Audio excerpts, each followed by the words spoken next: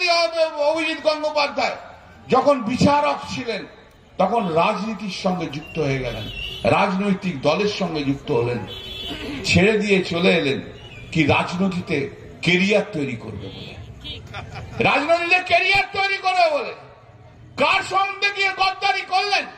বাংলার মানুষ, ভারতবর্ষের মানুষের সঙ্গে আপনি গদ্দারি করলেন, বিশ্বাসঘাতকতা করলেন। আপনি কি বলেন আমি মহান বিচারক?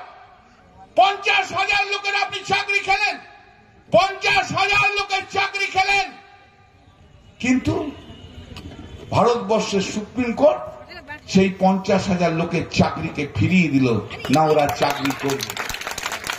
তাহলে তো আপনার বিচার ব্যবস্থার মধ্যে গলদ ছিল, বিচার ব্যবস্থায় গলদ ছিল তো, তাহলে সুপ্রিম কোর্ট পর্যন্ত কেন ইন্টারফেয়ার করবে? গলদ ছিল তো বিচার ব্যবস্থায়। 50,000 মানুষ মানে 50,000 নয়, এক একটা লোকের উপর অন্তত 5 জন করে ডিপেন্ডেন্ট। 50 × 5, 2.5 লক্ষ মানুষের পেটে আপনি লাথি মেরেছিলেন সেদিন, 2.5 লক্ষ মানুষের পেটে আপনি লাথি মেরেছিলেন। আর কি আনন্দ, একটা একটা করে চাকরি খাচ্ছে, আর কি আনন্দ।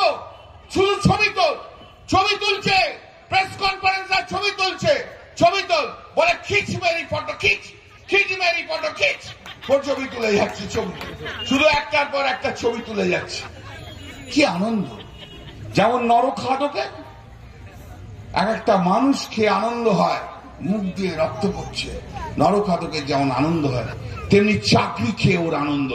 আমি চাকরি খেয়েছি, আমি মেনে নিতাম যদি 50,000 লোকে চাকরি খেয়ে যদি 50,000 নতুন লোককে চাকরি দিত, আমার কোনো আপত্তি ছিল না, আমি এই কথা আজকে বলতে আসতাম না।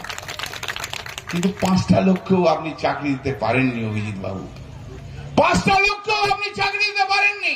আপনি 50,000 লোকের চাকরি খেয়েছেন, আর আমি কল্যাণ বন্দ্যোপাধ্যায় আমার মতো একজন আইনজীবী সুপ্রিম কোর্ট পর্যন্ত লড়াই করে এই 50,000 লোকের চাকরি আমরা ফেরত দিতে পেরেছি। এটাই হচ্ছে আমরা, এটাই হচ্ছে আমরা। আপনি ধ্বংস করেন, আপনি ধ্বংসের প্রতীক, আপনি ধ্বংস করেন।